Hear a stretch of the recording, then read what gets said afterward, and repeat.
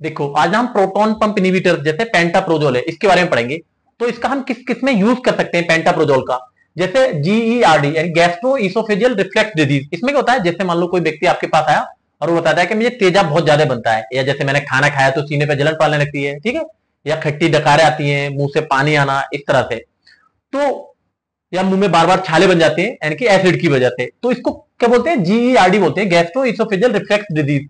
तो इसमें भी हम पेंटाप्रोजोल का यूज करते हैं, ठीक है।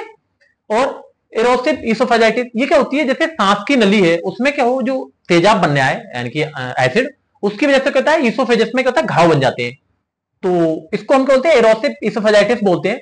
तो इसमें भी हम पेंटाप्रोजोल का यूज करते हैं। पेप्टिक अल्सर, तो पेप्टिक अल्सर क्या है, कॉम्बिनेशन अल्सर है, जैसे मान लो इसोफेगस में अल्सर हो जाए, स्टोमक में अल्सर हो जाए और छोटी आंत यानी कि ड्यूडेनल अल्सर हो जाए। तो पहचानेंगे कैसे कि पेप्टिक स्टोमक में अल्सर है, जैसे आपने जैसे खाना खाया, खाना खाने के तुरंत बाद अगर पेट में दर्द होने लगे तो क्या है, यानी कि पेप्टिक अल्सर है। और खाना खाने के 2 या 2.5 घंटे बाद दर्द हो रहा है तो इसका मतलब क्या है, ड्यूडेनल अल्सर है। तो उसमें भी हम क्या है, पेंटाप्रोजोल यानी कि पेंटाप्रोजोल का यूज करते हैं। या एनसेड है, एनसेड क्या है, जैसे एसिक्लोफेनिक है, डाइक्लोफेनिक, ब्रूफेन है, नेप्रोक्सिन, इंडोमेथासिन। तो इसका दर्द निवारक गोलियां होती है, जैसे मान लो किसी का दर्द हो रहा है तब हम यूज करते हैं एनसेड का। तो अगर एनसेड का यूज कर रहे हैं तो इसकी वजह से भी क्या होता है, घाव बन जाते हैं स्टोमक के अंदर। तो उसको रोकने के लिए भी जैसे तुमने देखा होगा, यानी कि एसिक्लोफेनिक है या पैरासिटामोल के साथ डॉक्टर पेंटाप्रोजोल जरूर लगा के देता है, इसी वजह से देता है कि एसिड का फॉर्मेशन कम हो। एच पाइलोरी, ये क्या, इसकी वजह से भी क्या होता है, स्टोमक में घाव बन जाते हैं।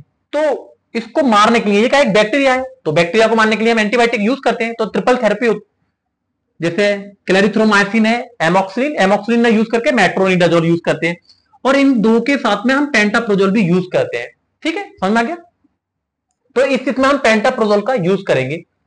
डोज की बात अगर हम करें तो अलग अलग डोज रहती है। जैसे जीईआरडी है, गैस्ट्रो इसोफेजियल रिफ्लेक्स डिजीज किसी व्यक्ति को है, तो इसमें जो डोज रहेगी वो 40 मिलीग्राम रहेगी। 24 घंटे में हम एक बार यूज करेंगे।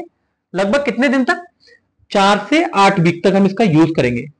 पहले भी यानी कि छोड़ सकते हैं, मतलब लगभग इतने में लगभग पूरी तरह से ठीक हो जाता है अभी, ठीक। एरोसिव इसोफेजाइटिस, ये क्या मैंने बताया था, जैसे जो सांस की नली है उसमें एसिड की वजह से घाव बन जाते हैं, सूज जाती है, खाना खाते पे जलन सी होती है।